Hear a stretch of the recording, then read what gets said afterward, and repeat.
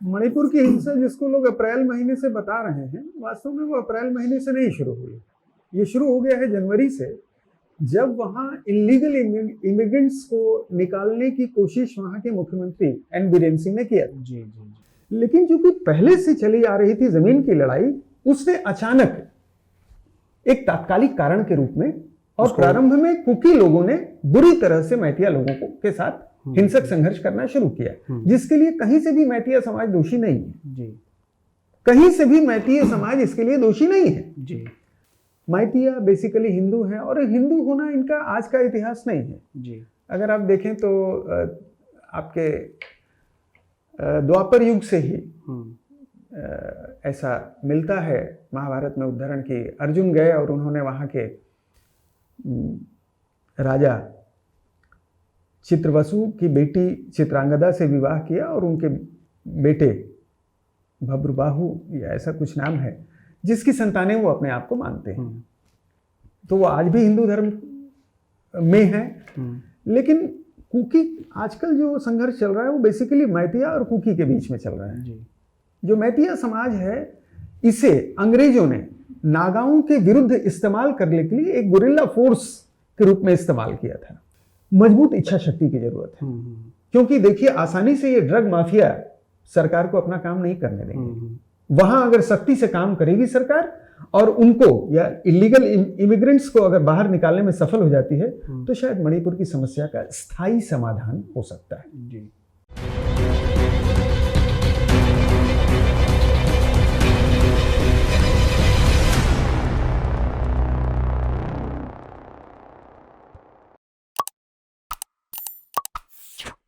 जय Hind, Vande Mataram. Expose times में आपका स्वागत है। मैं हूं मनीष श्रीवास्तव।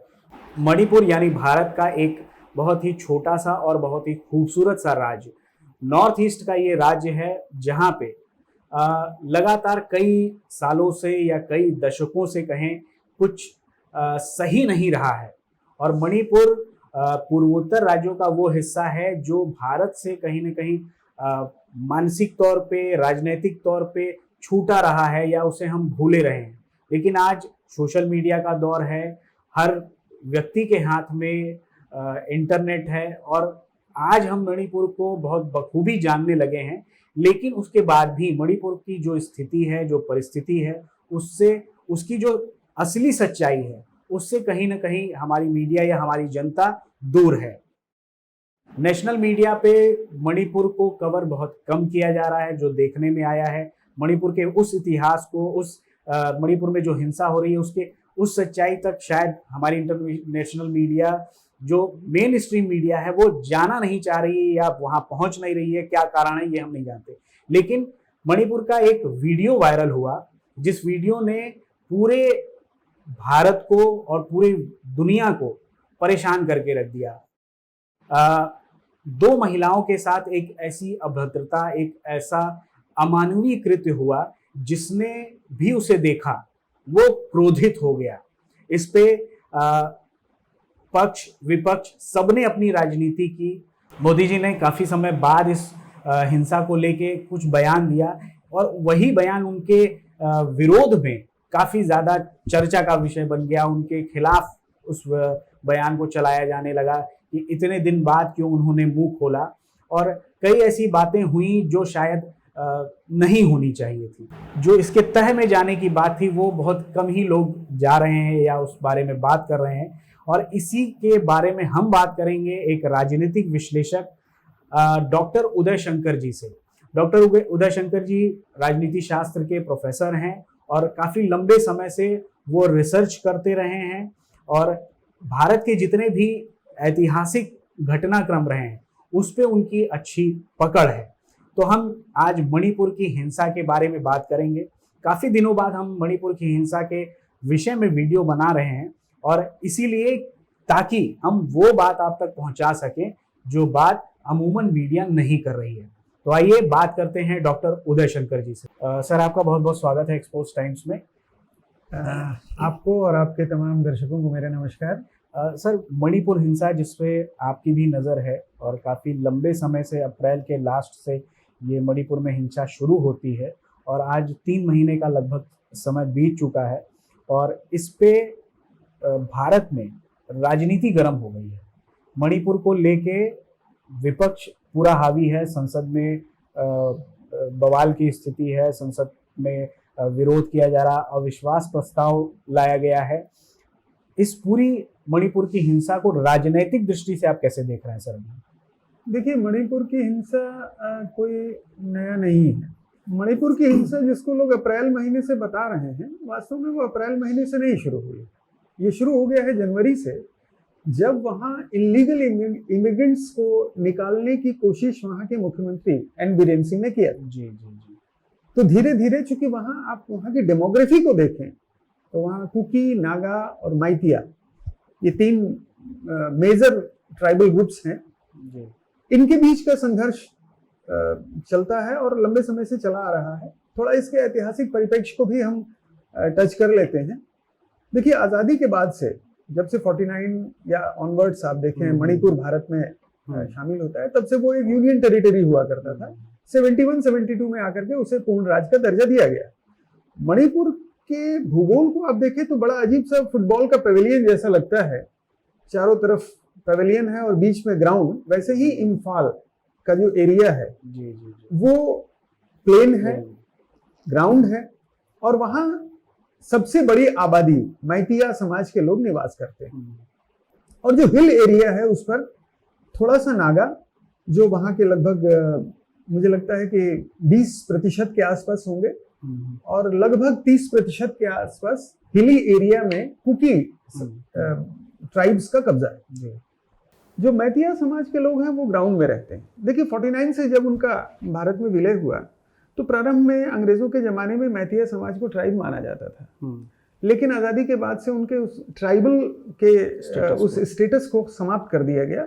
वहाँ सिर्फ नागा और कुकी ये ट्राइब माने जाते हैं।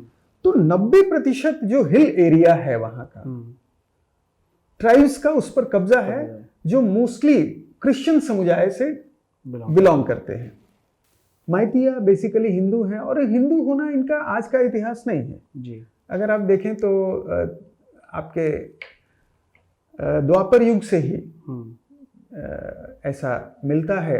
महाभारत में उदाहरण की अर्जुन गए और उन्होंने वहाँ के राजा चित्रवसु की बेटी चित्रांगदा से विवाह किया, और उनके बेटे भब्रबाहु या ऐसा कुछ नाम है, जिसकी संतानें वो अपने आप को मानते हैं। तो वो आज भी हिंदू धर्म में है। लेकिन कुकी, आजकल जो संघर्ष चल रहा है वो बेसिकली मैतिया और कुकी के बीच में चल रहा है। जो मैतिया समाज है, इसे अंग्रेजों ने नागाओं के विरुद्ध इस्तेमाल करने के लिए एक गुरिल्ला फोर्स के रूप में इस्तेमाल किया था, कुकियों। और ये म्यांमार से एंग्लो बर्मीज वार के बाद से आप देखेंगे कुकियों को बुलाया गया और उनको इस्तेमाल किया गया। धीरे धीरे वो इलीगल तरीके से, और वो आज भी आ रहे हैं, वो आज भी भारत में आ रहे हैं, कहीं ना कहीं से आते हैं।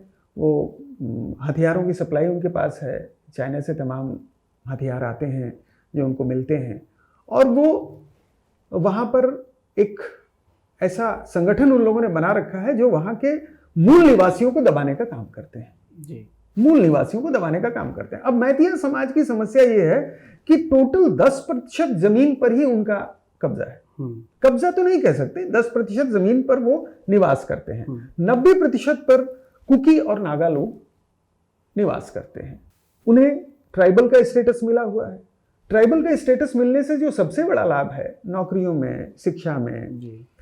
उनकी जमीनें कोई नॉन ट्राइबल नहीं खरीद सकता, ये लाभ उनको मिलता है, जिसकी वजह से वहां का मैतिया समाज बहुत भयभीत हो गया है। और उसे लग रहा है कि अगर आज हम नहीं जागे तो फिर कभी हमारा अस्तित्व ही समाप्त हो जाएगा।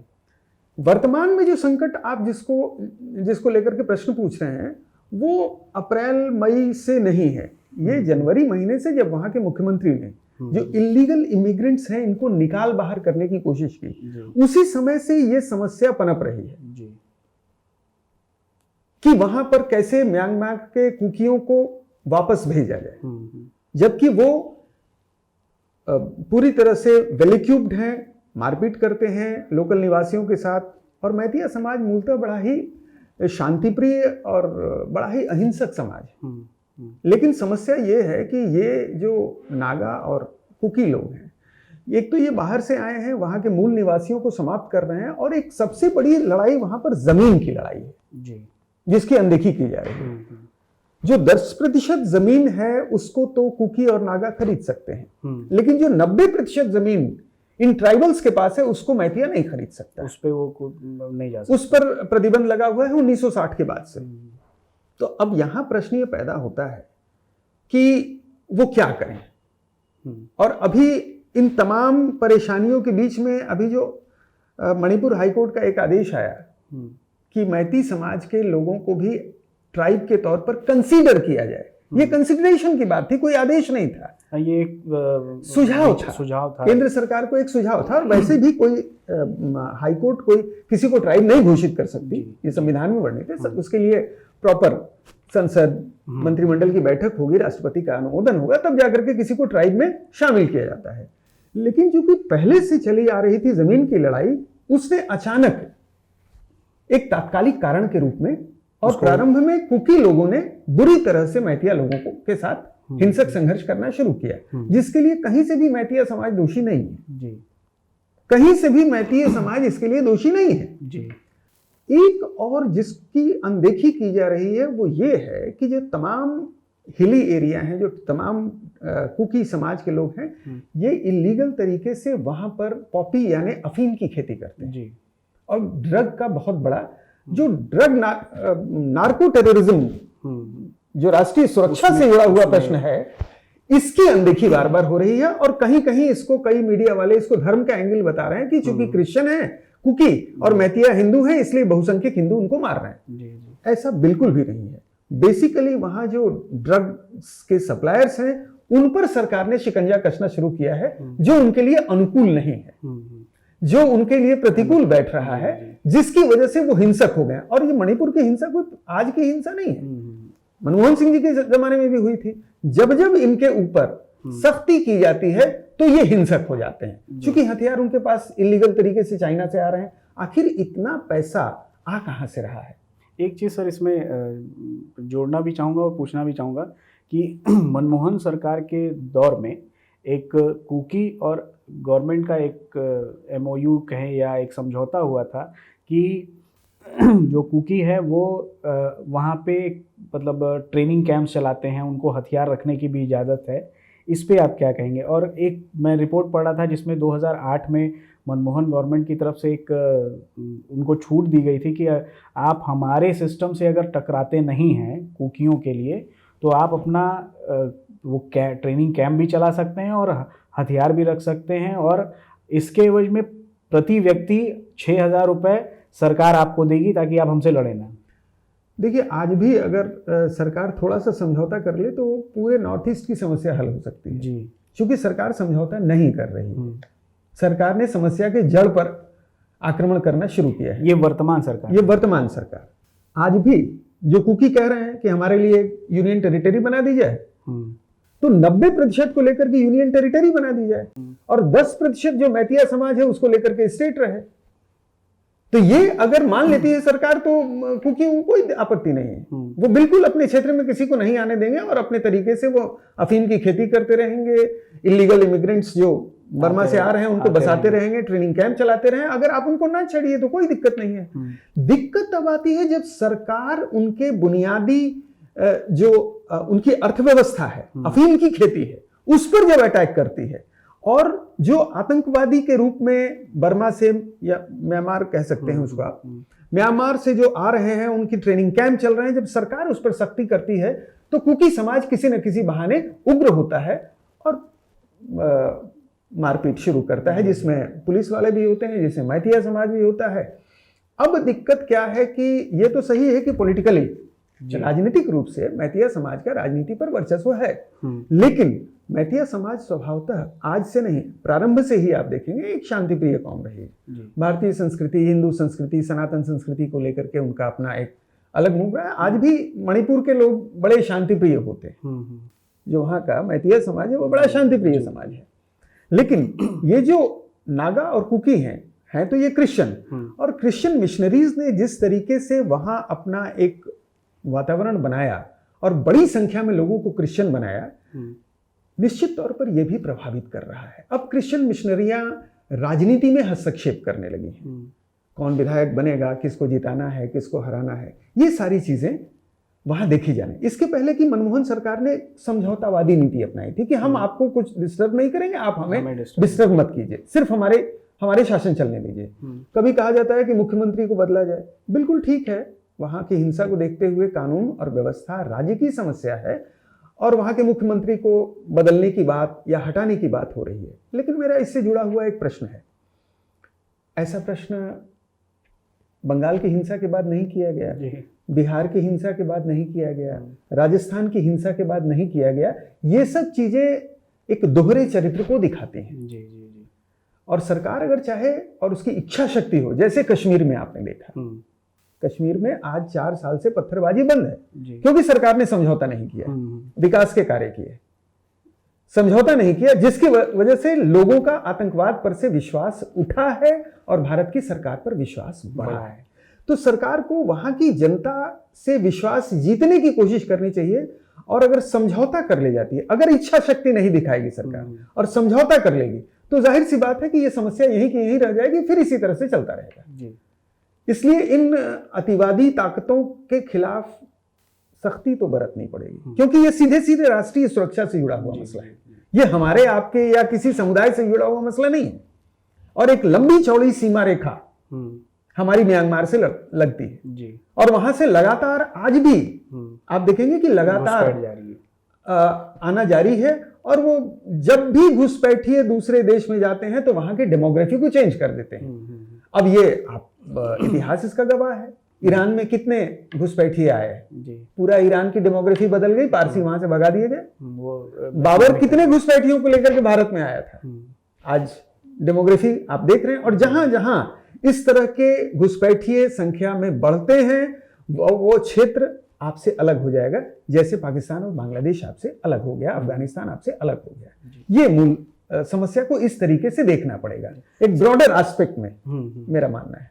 सर, जैसे एक पॉलिटिकल ही सवाल है कि मणिपुर की हिंसा होती है, उसके 70 दिन 73 दिन या 75 दिन के बाद मोदी जी जो हमारे प्रधानमंत्री हैं उन्होंने एक बयान जारी किया। उसे लेके भारत की मीडिया, जो मीडिया मेन स्ट्रीम में नहीं भी है, और ऐसे पत्रकार जो मेन स्ट्रीम मीडिया से बाहर हैं लेकिन वो एक कुछ हद तक एजेंडाधारी भी हैं और उस एजेंडे के तहत सिर्फ और सिर्फ इस समस्या को गवर्नमेंट को घेरने के लिए उस समस्या को उठा रहे हैं, न कि उस समस्या के समाधान को हमें देने के लिए कोई बात हो रही है।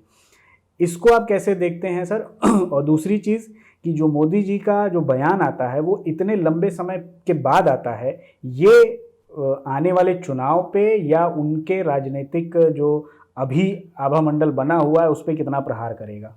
देखिए, विपक्ष का काम है प्रश्न पूछना जी, ये तो अच्छी बात है, बिल्कुल प्रश्न पूछना चाहिए, आलोचना भी करनी चाहिए। लेकिन राष्ट्रीय सुरक्षा के मुद्दों पर मुझे लगता है कि सभी को एक होना चाहिए।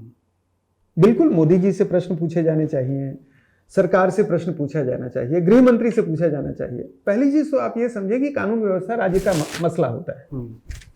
हर बात में केंद्रीय सरकार, इसलिए कि एक ही दल की सरकार है इसलिए नहीं कूद पड़ेगी। अब उत्तर प्रदेश में कोई मसला हो, इस पर मोदी जी बोलने लगे तो ऐसा लगेगा कि फिर मतलब क्या है उत्तर प्रदेश के मुख्यमंत्री।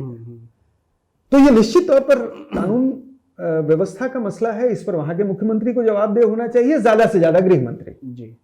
अब रही बात विपक्ष के प्रश्न पूछने की, तो विपक्ष प्रश्न पूछे, आलोचना करे, मोदी जी की आलोचना करे, मुख्यमंत्री की आलोचना करे, ये उसका हक है। लेकिन मैं बार बार कह रहा हूं, इससे आगे बढ़कर के राष्ट्रीय सुरक्षा के मुद्दे पर सबको एक हो जाना चाहिए। इसका नफा और नुकसान अपनी जगह है, नफा और नुकसान अपनी जगह है, वो होता रहता है। लेकिन राष्ट्र को बचाने का जो प्रश्न है वो सर्वाधिक या सबसे पहले होना चाहिए, ये मेरा मानना है। रही बात, आपने बताया कि मीडिया घेर रहा है जी। तो मीडिया का मतलब सर, जो मेन स्ट्रीम में दिख रहा है वहां से उस मीडिया पे तो मणिपुर की खबर दिख भी नहीं रही है। ये मेरा भी एक थोड़ा सा आपत्ति है मुझे कि जो मेन स्ट्रीम मीडिया, जिसको गोदी मीडिया भी कहा जाने लगा है, वो भी मणिपुर से गायब है। उसके सापेक्ष हम ये देख सकते हैं कि जो सोशल मीडिया में पत्रकार हैं, जो जिनको हम वामपंथी गैंग भी कहते हैं, उन पे आरोप लगते हैं, टुकड़े टुकड़े, वो सिर्फ और सिर्फ मोदी जी को घेरने या बीजेपी को घेरने के लिए उस मुद्दे को उठा रहे हैं, ऐसा भी प्रतीत हो रहा है। मेरा सवाल ये है सर, देखिए, जो एक 70 साल से इस देश में एक लेफ्ट लिबरल इकोसिस्टम काम करता है, जी लेफ्ट लिबरल इकोसिस्टम काम करता है, उसके साथ थोड़ी सी दिक्कत आ गई है। और वो मेन स्ट्रीम मीडिया से हट करके वो सोशल मीडिया जिसको आप कह रहे हैं, हर हाथ में मोबाइल आ गया है, तो वीडियो, अब ये इस घटना को ही लें, इस घटना की जितनी आलोचना की जाए कम है। किसी स्त्री के साथ अगर इस तरह का दुर्व्यवहार होता है तो वो पूरी इंसानियत को शर्मसार करने वाला है। किसी पार्टी से हट करके हम बात करें, किसी राजनीतिक विचारधारा से हट करके हम बात करें, तो पूरे के पूरे इंसानियत के लिए शर्मसार करने वाली घटना है। मैं इसको पूरी तरह से एग्री करता हूं। जरा टाइमिंग की बात देखें, 2 मई को यह घटना होती है और इसको कब लाइमलाइट में लाया जाता है? संसद सत्र के आरंभ होने के पहले। ये कहीं ना कहीं से राजनीति करने की कोशिश हो रही है। निश्चित है, आज क्यों विपक्ष जा रहा है? जिस समय ये घटना घटी उसी समय जाना चाहिए था, वहां भी जाना चाहिए था, बंगाल में भी जाना चाहिए था, राजस्थान में भी जाना चाहिए था, बिहार में भी जाना चाहिए था। तो एक जो जिम्मेदार विपक्ष होना चाहिए, वो फेल है। वो कहीं ना कहीं से चूक विपक्ष की हुई है। सिर्फ दिल्ली में टेलीविजन के सामने बोलना, माइक लेकर के बोलना, हंगामा करना, इससे सारी समस्याओं का निदान नहीं होगा, या इससे आप कोई नैरेटिव खड़ा नहीं कर पाएंगे। नैरेटिव तब खड़ा कर पाएंगे जब आप जनता में अपनी ईमानदारी का सिक्का जमा सकें। जहां भी अब गैर भाजपा सरकार है, वहां पर किसी तरह की हिंसा आपको दिखाई नहीं देती। देखना चाहिए वहां राजस्थान में सरतन से जुदा के नारे लगे, इस पर कभी कोई बड़ी पार्टियां, राष्ट्रीय पार्टियों ने भी कुछ नहीं कहा, क्षेत्रीय पार्टियों ने भी नहीं कहा। ये सारी चीजें मिलकर के कहीं ना कहीं से एक अविश्वास मन में पैदा करती हैं, और ये कि किसी झटके से किसी सरकार को हम हरा ले जाएंगे, ऐसा थोड़ा मुश्किल लगता है। मुझे थोड़ा मुश्किल लगता है। और लेफ्ट लिबरल इकोसिस्टम के साथ दिक्कत यह है कि उसका जहां से दाना पानी, खाद पानी मिल रहा था, अब वो धीरे धीरे वो स्रोत सूख रहा है। भ्रष्टाचार पर कसता हुआ शिकंजा, परिवारवाद पर अटैक, ये सारी चीजें मिल करके लेफ्ट लिबरल इकोसिस्टम को दिक्कत तो आ ही रही है। तो जाहिर सी बात है कि अगर आप हमारे चारा पानी के संसाधनों को संकुचित करेंगे तो मैं तो नाराज होऊंगा। मेरे ख्याल से वही हो रहा है। सर, मणिपुर के हम हिस्ट्री की अगर बात करें तो जैसे आपने बीच में कुछ थोड़ी सी जानकारी दी है, पूरी हिस्ट्री जो मणिपुर का इतिहास, जैसे कई जगह मैंने पढ़ा कि मैतेई जो समुदाय है वो 2000 साल से अपने इतिहास को बताता आ रहा है, उससे पुराना भी इतिहास है। तो मणिपुर के जो बहुत पुराना जो जिस इतिहास है, वो शुरुआत को थोड़ा सा आप हमारे दर्शकों को बताइए, और कैसे कैसे चेंजेस है, और ये जो इमिग्रेंट्स जो आए हैं इनका क्या क्या काल रहा है, और अंग्रेज़ों का इसमें क्या रोल रहा है? देखिए, अंग्रेज एक ऐसी कम्युनिटी थी जो भारत में जितना गंद हो सका उसने फैलाया। देखिए, मैंने आपको इसके पहले भी बताया कि अंग्रेजों के ज़माने में नागा विद्रोहियों से लड़ने के लिए कुकीज़ को अंग्रेजों के द्वारा बुलाया गया। तो वो आके बसने लगे, और ये फाइटर थे और ये नागाओं से लड़ते भी थे। एट द सेम टाइम अंग्रेजों ने क्रिश्चियन मिशनरीज को भी भेजा। तो एक तो अंग्रेजों का संरक्षण भी मिला, दूसरे वो ईसाई भी बनने लगे, जिससे उनको सरकारी लाभ भी मिलने लगा। आज़ादी के बाद से वो ईसाई भी बने रहे, ट्राइबल का स्टेटस भी उनको मिलता रहा, उनके ज़मीन की सुरक्षा भी होती रही, उनको नौकरियों में आरक्षण भी मिलता रहा, उनको शैक्षणिक संस्थाओं में भी आरक्षण मिलता रहा, जिससे वो फलते फूलते रहे। इन सब चीज़ों के बावजूद, या ऑन द अदर हैंड, आप देखेंगे कि मैतिया को इस तरह का कोई भी लाभ नहीं मिल रहा है, पहली बात।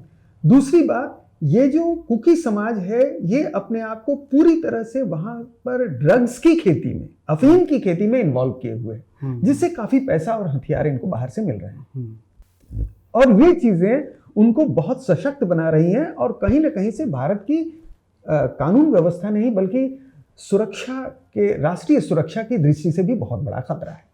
मेरे ख्याल से भारत सरकार को इस पर ध्यान गंभीरता से लेना चाहिए, क्योंकि ये सिर्फ इसको धार्मिक एंगल दे देना कि वो क्रिश्चियन हैं, मैतिया हिंदू हैं, इसको एक सांप्रदायिक रंग दे करके और दुनिया में हंगामा खड़ा करना, या विपक्ष भी जिस चीज को कह रहा है, क्योंकि जितनी बड़ी तादाद में वहां पर ये लोग हैं, उससे वहां के नागरिक हैं जो कुकी समाज के, उससे ज्यादा बड़ी तादाद में वहां पर अवैध शरणार्थी वहां पर रह रहे हैं, अवैध रूप से आकर के वहां बाशिंदे रह रहे हैं, और वही बेसिकली भारत की सुरक्षा के लिए खतरा बन रहे हैं। एक लंबी चौड़ी सीमा रेखा आप देखेंगे कि म्यांमार से हमारी सटती है, और वहां से आज भी आ रहे हैं। उनको अगर रोका नहीं गया तो ये फिर भविष्य में कितना बड़ा ये नुकसान होगा, अब इसको बताने की आवश्यकता नहीं। एक तो मतलब उसको कहें कि एंटी नेशनल वो गैंग एक्टिव भी है, जो नॉर्थ ईस्ट को अलग करने और इन सब शुरू से ही रहा है। देखिए, वो आज से नहीं, वो लंबे समय से रहा है। आजादी के बाद से ही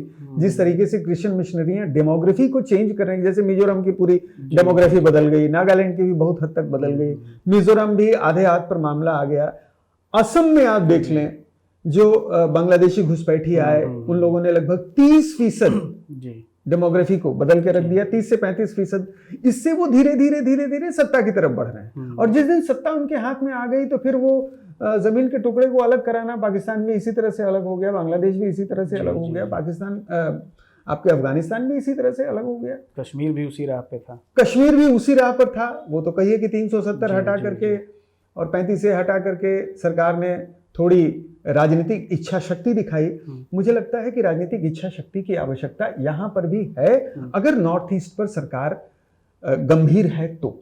अच्छा, इसमें सर जो वहाँ की गवर्नमेंट है, जो वहाँ के मुख्यमंत्री है, उन पे भी आरोप लगा है, उनको आप कैसे आंकते हैं? देखिए, होता क्या है कि आप दो चीजें होती हैं, एक तो मीडिया कैसे प्रस्तुत कर रहा है जी, पहली चीज। दूसरी चीज, सरकार क्या काम कर रही है। मैंने आपको बताया कि जनवरी महीने से ही जब इलीगल इमिग्रेंट्स को निकालने की शुरुआत हुई, उसी समय से आप देखेंगे कि ये माहौल खराब होना शुरू हुआ, और आग में घी डालने का काम किया जब हाईकोर्ट ने ये कहा कि मैती समाज को भी ट्राइबल का दर्जा दिया जाए। तो वो अचानक से वो सारा गुस्सा फूट गया, इसमें कहीं भी ट्राइबल का स्टेटस अगर मैती समाज को दे दिया जाता है तो कहीं से भी कुकी या नागा समाज के हितों पर कोई कुठाराघात नहीं होगा। यहां मैं उदाहरण दूंगा कि जो सीएए का आंदोलन हुआ था, आपको याद होगा, सीएए में भारत के मुसलमानों पर राई रत्ती भी फर्क नहीं पड़ने वाला था, लेकिन इसको प्रस्तुत किया गया कि भारतीय मुसलमानों के खिलाफ है। एग्जैक्टली यही चीज है। मैतिया समाज को अगर ट्राइबल का दर्जा मिल जाता है तो इससे कहीं भी कुकी और नागा समाज के लोगों पर कोई राई रत्ती फर्क नहीं पड़ेगा। लेकिन एक नैरेटिव बिल्डिंग की जा रही है कि ये तो वहां के क्रिश्चियनों को मारने की साजिश है, इस तरह से किया जाता है। और ठीक है, उनके पास इंटरनेशनल मीडिया है, उनके पास सोशल मीडिया है, उनके पास पैसा बहुत ज्यादा है, वो कर सकते हैं। इसके लिए सरकार को अपनी समझदारी दिखानी पड़ेगी, और समझौतावादी रुख से समस्याओं का समाधान नहीं हो सकता है। कितनी दिन समझौते से चलेंगे आप? फिर उसके बाद एक नई मांग, फिर उसके बाद एक नई मांग आती रहेगी, ये समस्या है। सर, एक चीज़ ये भी हो रहा है इस पूरे हिंसा में, इंटरनेशनल मीडिया की इस पे नज़र बनी हुई है, और मिशनरीज जो एक्टिव थी वो ओवर एक्टिव भी हुई हैं। इन दोनों को आप कैसे देखते हैं, और इंटरनेशनल मीडिया की वजह से या इंटरनेशनल मीडिया की नज़र की वजह से भारत को क्या नुकसान हो सकता है? देखिए, भारत का कोई नुकसान नहीं हो सकता अगर भारत अपने आप में मजबूत है, या कोई भी राष्ट्र अपने आप में मजबूत है, तो इंटरनेशनल मीडिया, अगर आप, ठीक है विदेशियों की बात आप कर रहे हैं, उस दिन इंटरनेशनल मीडिया क्या कर रहा था जिस दिन फ्रांस जल रहा था? क्यों नहीं कोई मानवाधिकार का पुरोधा खड़ा हुआ? अभी हाल फिलहाल की घटना है, याद कीजिए, कश्मीर में जब कश्मीर से एक वर्ग का कत्लेआम करके उसको वहां से भगाया गया, तो ये इंटरनेशनल मीडिया क्या कर रहा था? बंगाल में चुनाव, पूर्व चुनाव पश्चात और चुनाव में हिंसा हुई, इंटरनेशनल मीडिया क्या कर रहा था? तो इंटरनेशनल मीडिया से बहुत डरने घबराने की जरूरत नहीं। ये ऐसे जुमले पढ़े जाते रहे हैं। छोटा सा एग्जांपल दूं, पूरी दुनिया 2 साल के लिए कमरे में बंद हो गई, कोविड का ब्लेम लगा चाइना पर। चाइना का क्या बिगाड़ लिया है इंटरनेशनल मीडिया ने? तो अगर आप अपने आप में सक्षम हैं, मजबूत हैं, तो ये इंटरनेशनल मीडिया कुछ भी नहीं कर सकती। इनको एक शगुफा चाहिए, छोड़ रहे हैं। हाँ, उससे अनुप्राणित होकर के हमारे भारत के कुछ भाई हैं जो विदेशों में होने वाली चीजों को लेकर के हंगामा कर रहे हैं और बता रहे हैं कि इससे भारत की अंतर्राष्ट्रीय छवि पर बड़ा असर पड़ेगा। अंतर्राष्ट्रीय छवि तभी बनती है जब आप अपने आप को मजबूत बना करके पेश करते हैं। इसके पहले मनमोहन सिंह जी की भी 10 साल सरकार थी, बड़े अच्छे प्रधानमंत्री थे। अंतर्राष्ट्रीय छवि में क्यों नहीं हमें किसी ने यूएन का परमानेंट मेंबर बना लिया? बना लिया? नहीं बना लिया। मनमोहन सिंह जी से ज्यादा कहा जाए कि मृतभाषी सज्जन प्रधानमंत्री तो शायद ही कोई होगा, नहीं बनाया गया। और आज मोदी जी की सर्वत्र चर्चा हो रही है, सारे लोग मोदी जी के साथ मिलकर काम करना चाह रहे हैं, तो इनके ऊपर तो ढेर सारे आरोप हैं। ये वही मोदी जी हैं जिनको अमेरिका का वीजा नहीं दिया गया था और आज गले मिल रहे हैं, पप्पियां झपियां ले रहे हैं। तो ये अंतर्राष्ट्रीय मीडिया इस तरह से करता है, इसको बहुत सीरियसली टेकअप करने की जरूरत नहीं। सवाल यह है कि वो आपकी आबादी है, आपके लोग हैं, आपको समझदारी से उनको हैंडल करना पड़ेगा। इसके लिए अंतर्राष्ट्रीय मीडिया क्या कर लेगी? अंतर्राष्ट्रीय मीडिया क्या कर लेगी? कश्मीर के हालात इतने बिगड़े, आज तक किसी अंतर्राष्ट्रीय मीडिया ने कोई मदद किया? नहीं। अमेरिका को तब तक भारत में आतंकवाद नहीं समझ में आता था जब तक कि पेंटागन वाली घटना नहीं घटी। तो होता है, वो अपने यहाँ होगा तो उनको दिखाई देगा। हमें भी सामने होती हुई घटना दिखाई देती है, दूर की नहीं दिखाई देती है। और वैसे ही उंगली उठाना, ये दुनिया के तमाम देशों में भारत आज इतनी बड़ी इकोनॉमी बन गई है, तो जाहिर सी बात है कि आपका विकास खटकता तो है ही है। आपका विकास खटकता तो है ही है। जाहिर सी बात है कि आप विकसित हो रहे हैं, बेहतर हो रहे हैं, तो टांग खींचने वाले रहेंगे। ये टांग खींचने वाले तो होंगे ही। ये कोई नई बात नहीं है। सर, आखिरी में जो मणिपुर को आप पूरा ऑब्जर्व कर रहे हैं, तो इसमें समाधान आप कैसे पाते हैं? कुछ चीज़ें आपने बीच में बताई भी हैं, और लेकिन एक पुख्ता समाधान हम कैसे निकाल सकते हैं, सरकारें कैसे निकाल सकती हैं? देखिए, सरकार इसको अपनी इच्छा शक्ति से ही समाधान इसका निकाल सकती है। और इसका मैं सीधा उदाहरण देता हूं कश्मीर का। कश्मीर में आज 4 साल से पत्थरबाजी नहीं हो रही है, लेकिन जब 370 हटा था या उसके पहले जो कहा जाता था कि साहब तिरंगे को कोई कांधा देने वाला नहीं मिलेगा, खून की नदियां बह जाएंगी, आज भी उसी तरह से डल झील में पानी बह रहा है, कोई खून की नदी नहीं बह रही है। और रिकॉर्ड वहां पर टूरिज्म बढ़ा है। तो सबसे बड़ा तो G20 का समिट होना ही एक G20 का समिट होना अंतर्राष्ट्रीय मीडिया के मुंह पर एक लेबल है कि देखें, जिसको आप सबसे अशांत क्षेत्र कह रहे थे, वहां पर हम दुनिया के लोगों को बिठा करके हम उनसे वार्ता कर रहे हैं। निश्चित तौर पर मणिपुर भी एक खूबसूरत जगह है, इसको भी टूरिज्म के लिए डेवलप किया जा सकता है। सबसे बड़ी बात है कि वहां एक मजबूत इच्छा शक्ति की जरूरत है, क्योंकि देखिए, आसानी से ये ड्रग माफिया सरकार को अपना काम नहीं करने देंगे। वहां अगर सख्ती से काम करेगी सरकार और उनको या इलीगल इमिग्रेंट्स को अगर बाहर निकालने में सफल हो जाती है, तो शायद मणिपुर की समस्या का स्थायी समाधान हो सकता है। जी। और सर, आपने एक बात जोड़ी टूरिज्म को लेके। नॉर्थ ईस्ट का जितने भी स्टेट्स हैं वो टूरिज्म के लिए बहुत ही उपयुक्त हैं, बहुत खूबसूरत स्टेट हैं, और उसको डिस्टर्ब, मतलब आज़ादी के बाद से कहें या अंग्रेज़ों के समय से, उसको लगातार डिस्टर्ब किया गया है। एक तरीके से भारत से काट देने की स्थिति भी रही है, चिकन नेक भी उसको कहते हैं। जी। और टूरिज़्म को अगर बढ़ावा देना है तो भारत सरकार को इन सारे मुद्दों पे तो कंट्रोल करना ही पड़ेगा। साथ ही साथ ऐसा क्या और करना चाहिए, जैसे कि क्योंकि वह हथियार वहाँ बहुत आ रहे हैं, आएंगे ही। जब आप अपने घर को खाली छोड़ेंगे तो दूसरा उस गैप को फिल करेगा। जी। तो और टूरिज्म को आपने जम्मू कश्मीर के बारे में सुना होगा, उत्तराखंड के बारे में भी थोड़ा बहुत सुना होगा। जी। ये सब जगह है जो टूरिज्म के लिए बहुत शुरू से प्रोजेक्ट किए गए, बताया गया कि ये तो पृथ्वी का स्वर्ग है। अगर आपका कभी नॉर्थ ईस्ट जाना हुआ तो आपको लगेगा कि कश्मीर से 10 गुना खूबसूरत जगह नॉर्थ ईस्ट में है। 10 गुना खूबसूरत जगह नॉर्थ ईस्ट में है, इसको एक्सप्लोर नहीं किया गया है।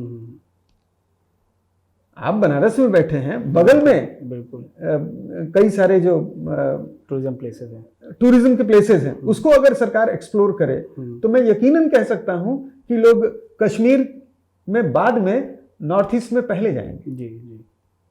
तो एक तो उनकी इकोनॉमी भी स्ट्रांग होगी, दूसरे ये जो इलीगल इमिग्रेंट्स हैं इनका भी घुसपैठ बंद होगा। जब तक क्षेत्र शांत नहीं होगा, सुरक्षित नहीं होगा, तब तक टूरिस्ट नहीं जाएगा जी। तब तक टूरिस्ट नहीं जाएगा। तो टूरिस्ट को जाने लायक बनाना पड़ेगा और ये काम सरकार ही कर सकती है और ये उसकी इच्छा शक्ति से हो सकता है। जी जी जी सर, आखिरी सवाल मेरा ये है कि जो चाइना में बीच में रुक गया था, वो सवाल ये था कि टूरिज़्म जो है ही है वो उसके लिहाज से स्टेट तो वो बहुत बढ़िया है, लेकिन जो चाइना का रोल है इस पूरे नॉर्थ ईस्ट में, वो उसको आप कैसे देखते हैं? क्योंकि चाइना लगातार अरुणाचल प्रदेश फिर और भी स्टेट्स में लगातार हस्तक्षेप करता रहता है, उसको आप कैसे देखते हैं सर? देखिए, चाइना अपनी विस्तारवादी नीति के लिए जाना जाता है और आप एक बड़ी लैटिन में एक कहावत है कि अगर आप शांति से रहना चाहते हैं तो युद्ध के लिए सदैव तत्पर रहिए जी। ये बड़ी फेमस कहावत है। जाहिर सी बात है, चीन अपने तरीके से इस पूरे खित्ते को डिस्टर्ब करना चाहता है क्योंकि उसे विस्तार करना है। भारत की विस्तारवादी नीति कभी नहीं रही है, लेकिन सुरक्षा से समझौता नहीं हो सकता, ठीक है। और चीन जो बार बार डिस्टर्ब करने की कोशिश कर रहा है, वो अपने यहाँ की, चाइना की इकोनॉमी भी अब बहुत स्ट्रांग नहीं रह गई है, तो अपने यहाँ का ध्यान भटकाने के लिए पाकिस्तान और चीन दोनों भारत में कुछ ना कुछ करते रहते हैं। भारत की इकोनॉमी बेहतर है, भारत की इकोनॉमी बेहतर है, वो कैसे बेहतर हो गई, ये कहीं ना कहीं आपके पड़ोसियों के लिए नुकसान की बात तो है ही है। आज आप देखें कि आपके पड़ोस में आटे के लिए जान चली जा रही है ये कितना दुख, मैं इसको दुख व्यक्त करता हूं, ऐसा नहीं होना चाहिए। फूड राइट्स शुरू हो गए हैं, तो वो सब नुकसान दे। तो अब इसके लिए वहां के हुक्मरान क्या करते हैं कि ध्यान को भटकाने की कोशिश करते हैं, बार बार भारत का मुद्दा, बार बार कश्मीर का मुद्दा दिखाते हैं।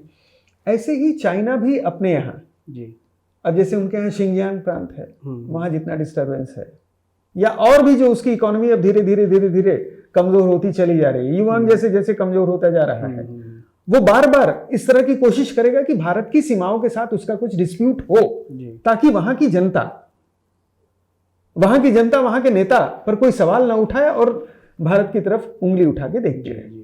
ये होता है। और उसी में एक कुशल नेतृत्व जो राष्ट्र को भी सही दिशा में ले जाता है, अपनी जनता को भी सुरक्षा की गारंटी देता है और राष्ट्र एक बेहतर हो करके दुनिया के पैमाने पर, दुनिया के नक्शे पर उभरता है, ये एक महत्वपूर्ण बात होती है।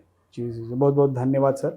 तो हमने बात की डॉक्टर उदय शंकर जी से, जिन्होंने मणिपुर के विषय पे पूरा विस्तार से हमें जानकारी दी है, और हमें आशा नहीं पूरा विश्वास है कि आने वाले वक्त में कुछ ही दिनों में मणिपुर के हालात शांत होंगे। और जिस तरीके से मणिपुर में ड्रग्स और हथियार का कारोबार चल रहा है, ड्रग्स की वजह से ही सारी चीज़ें हो रही हैं, और नशे का जो वहाँ पे पैठ बनती जा रही है, उस पर काबू किया जा सकेगा। तो मिलते हैं अगले एपिसोड में, तब तक के लिए धन्यवाद, नमस्कार, जय हिंद।